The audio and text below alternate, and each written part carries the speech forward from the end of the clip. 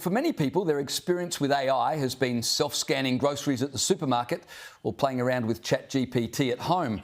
But advances in artificial intelligence are moving ahead at lightning speed. Some say AI is the next best thing. Others say it's even bigger than that. It's going to change everything and perhaps even transform what it means to be human. And while some salivate at the possibilities, others, like former Google boss Eric Schmidt, have warned that AI could destroy the world. So, which is it? Joining me now is futurist Mel Fletcher. Mel, are we going to see robots taking over the world? Is it going to be like a Blade Runner-esque kind of future? Just what can we expect from AI? Hi, James. Good to be with you. Look, I think a lot of the fear that we see about AI, we're right to be cautious, but the fear that some people express is down to misunderstanding some of the terms we use. For example, AI refers, at least at this point in time, to narrow intelligence. It's good at carrying out complex single-level tasks, like winning a game of chess, but it's not so good at dealing with multiple-level tasks simultaneously in the way that the brain does every day. So for the moment, at least, we're well short of what technologists call artificial general intelligence, which is where a machine can do almost anything a human can do. Now, the speed is picking up, speed of development, so we need to be careful. And the next big AI might be trained on mathematics and visual patterns, which means it could become logical in its thinking, more meaningful in its conversations with us. But we're still the ones that have the moral choice at this point.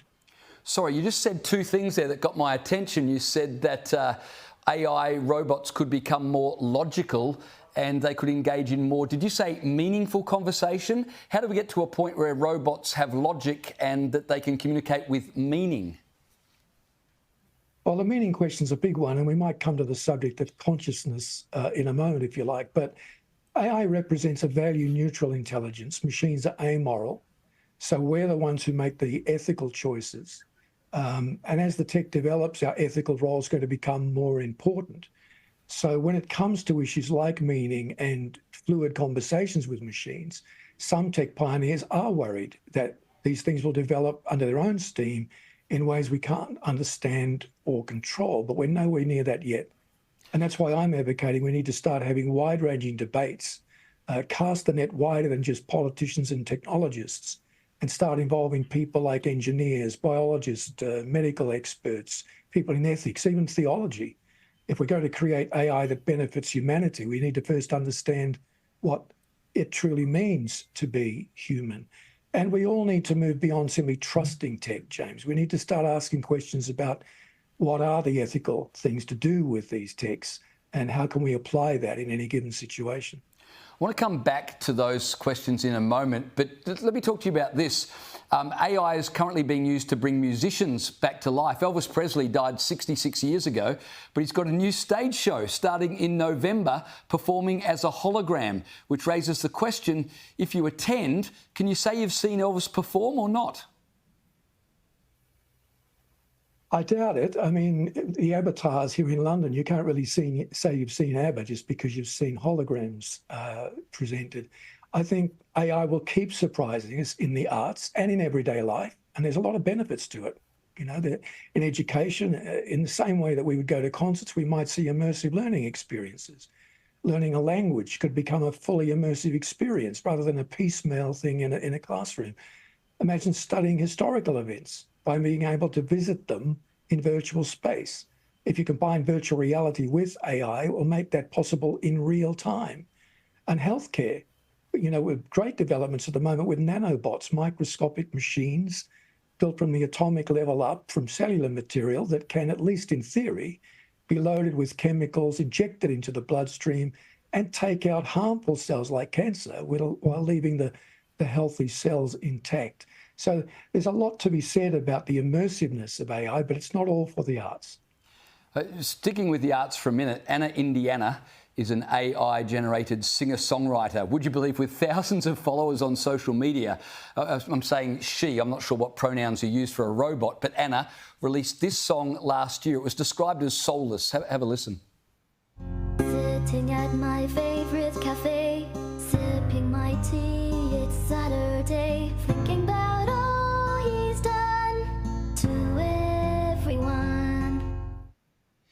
Mel, it doesn't exactly move you, does it? But isn't that the problem with AI and music? Music is more than mathematical. It comes from the heart, and AI doesn't fall in love or doesn't suffer heartbreak. So it's only ever going to be elevator music. Am I right?